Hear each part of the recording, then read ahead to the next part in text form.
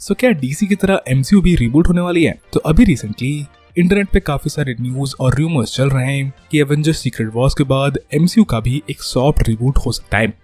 According to this leaks ऐसा कहा जा रहा है कि जैसे फ्लैश मूवी के बाद डीसी सिनेमैटिक यूनिवर्स का एक रिबूट हो रहा है और अब हमें न्यू डीसी देखने को मिलेगी जिसको जेम्स गन हेड करेंगे, वैसा ही कुछ एमसीयू के अंदर भी हो सकता है after Avengers secret Wars. DCU का रिबूट होना तो समझ में आता है क्योंकि उनकी मूवीज अच्छे से स्ट्रक्चर्ड नहीं थी और वो ज्यादा प्रॉफिट भी नहीं बना रहे थे, पर एमसीयू ऐसा क्यों करेगी? क्योंकि एमसीयू काफी ज्यादा प्रॉफिटेबल भी है और उनका यूनिवर्स काफी ज्यादा स्ट्रक्चर्ड भी है। पर एमसीयू को भी रिबूट की जरूरत है क्योंकि एमसीयू अब काफी बड़ा हो गया है और बहुत सारे लोग काफी छोटे प्रोजेक्ट्स को लेके ज्यादा एक्साइटेड नहीं है जैसे कि पहले हुए करते थे। आप अगर एमसीयू के रीसेंट प्रोजेक्ट्स को उठाकर देखोगे जैसे कि सीक्रेट इन्वेजन, सी हल्क और even Thor Love and Thunder and Antman 3, तो इन सारे मूवीज को लेके फैंस ज्यादा एक्साइटेड नहीं थे। इसलिए मार्वल अगर अपने यूनिवर्स को रिबूट करती है और स्क्रैच से चालू करती है तो मे भी वो नए व्यूअर्स को अट्रैक्ट कर पाएगी। इस समय अगर आपको एमसीयू में क्या चल रहा है ये सब कुछ समझना है तो आपको फेज 1 की सारी मूवीज देखनी पड़ेगी, फेज 2 की सारी मूवीज देखनी पड़ेगी,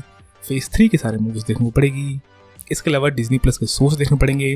प्लस क्योंकि अब एमसीयू के अंदर एक्समेन भी आने वाले हैं तो आपको फॉक्स यूनिवर्स के एक्समेन मूवीज भी देखनी पड़ेगी एवेंजर्स कैंग डायनेस्टी और सीक्रेट वॉर्स समझने के लिए। मे बी इसी कंफ्यूजन को दूर करने के लिए और अपने यूनिवर्स को सिंपल बनाने के लिए वापस से मार्वल एवेंजर्स सीक्रेट वॉर्स के बाद अपने यूनिवर्स को एक सॉफ्ट रिबूट देगा, जिसके बाद मार्वल एक नए आयरन मैन को, एक नए कैप्टन अमेरिका को और इवन एक नए हल्क और थॉर को भी अपने यूनिवर्स में इंट्रोड्यूस कर पाएगा। बेसिकली कॉमिक्स के अंदर भी ऐसा होता है जहाँ पे सीक्रेट वॉर्स के इवेंट के अंदर अर्थ 616 तबाह हो जाता है और एक बैटल वर्ल्ड का फॉर्मेशन होता है जिसका सुप्रीम लीडर डॉक्टर डूम होता है।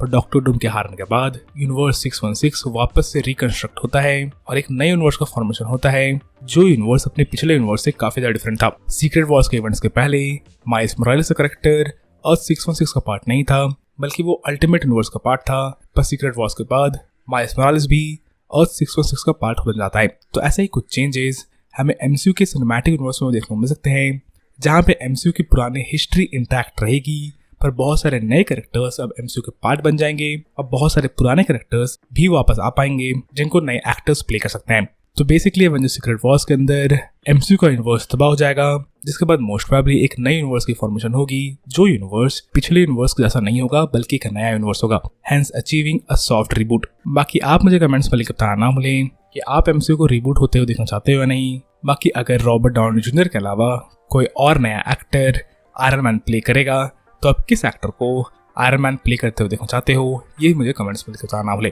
बाकी इस वीडियो के लिए इतना ही। अगर आपको वीडियो पसंद आई तो वीडियो को लाइक करना ना भूलें और अगर हमारे चैनल पहले बार आए थे तो चैनल को सब्सक्राइब कर लें ताकि जब भी मैं ऐसे इंटरेस्टिंग वीडियोस बनाऊं तो आपको नोटिफिकेशन मिल सके। As always thanks for watching.